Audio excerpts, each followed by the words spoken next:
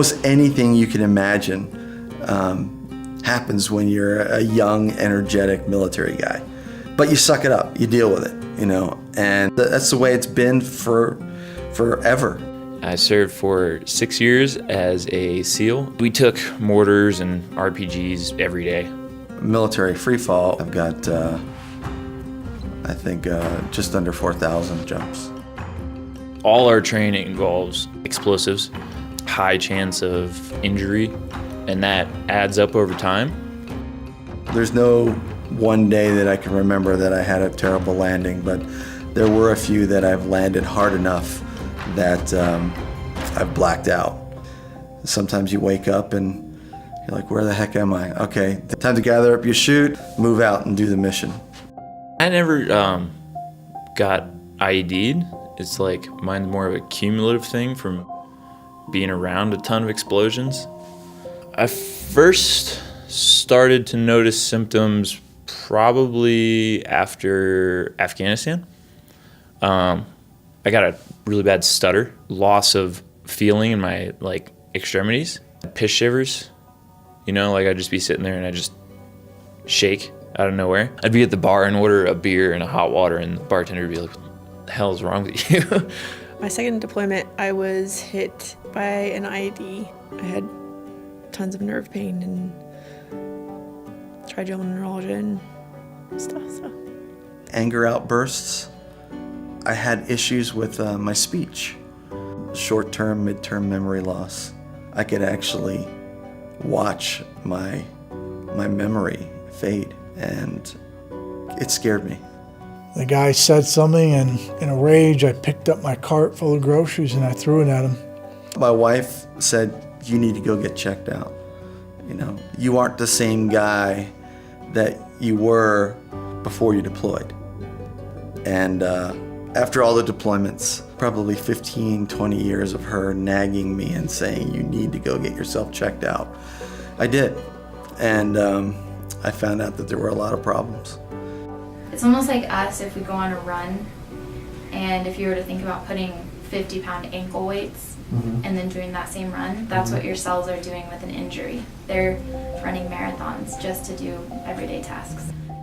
They call it PTSD. As a soldier, I call it just a lot of stress.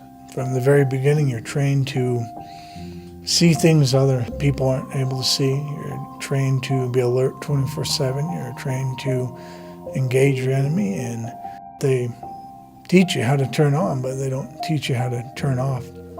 They put me on morphine patch, Vicodin, Percocet. Some pretty powerful concoctions, stuff for my nightmares, stuff for my thoughts. And I think I was on a combination of 18 pills, and then I was sleeping 14 hours a day, and it wasn't really working. Eventually, I opted for brain surgery to try to relieve the pain, and again, nothing worked. Especially for you veterans that are going to listen to this, you understand where I'm coming from. When you get to that point where there's no return and you don't know where else to go, you'll try anything. And that's when I found out about the hyperbaric chamber. Never even heard of this treatment, and so I looked it up and it said Michael Jackson went through it, so I said, great. It's so easy, just go into a chamber and breathe oxygen, and yeah, it's 40 days, it's a month out of your life, and if it doesn't work, that's a bummer, but if it does work, it's a life changer. Within about 4 days, I don't know about any other vet. I had a very short temper. The fourth day, we were driving to a store, and a lady nearly creamed us, almost hit us. Before I'd have jumped out of my vehicle, it would have just snapped and gone off. I literally looked at a lady very, very calmly, and I went, stop. And she knew what I was doing. I mean, she stopped. First time in almost 6 years, a rational thought came to my head and went, okay, it's over, you're fine. That was my first real inclination that, whoa, something's going on. I noticed it get worse first, and then it gets better. It goes away. I don't dream about Syria. I don't dream about Afghanistan, not being killed or bombed, or watching your friend get blown through a Humvee, or I actually dream about kind of neat things like my childhood and just, I guess, what normal people dream of. I would recommend to anybody that does this treatment is they start kind of a log and see what improvements are actually happening, because it seems to happen so naturally. So here I am at Sarascan again for the post reading of my images. The first one was in August. Then I underwent my 40 days of treatment, and I'm real excited. I hear it's pretty amazing. Look at how much better that is. Yeah. We're Less seeing dark blue. much less dark blue here, which we can correlate to some of your clinical symptoms, including getting your memory back. How I'm feeling, August compared to now, it's 180-degree difference. I am so amazed. I'm so thankful. I mean, I'm a completely different guy. Your neurotransmitter production, your glial cell production, all of those things got jump-started. And so it does actually create a whole new brain with a whole new you. I'm getting back kind of to the way that we were when we first married, 22 years ago. I mean, the memory's back. The anger issues are basically non-existent. My headaches are gone. It's been an absolute change in my life. I have a relationship with my daughter and my sons, and they said, man, Pops looks so calm, he looks so happy. And I'm able to talk to my kids, and it's just priceless. It's hard for people to acknowledge help and to get help.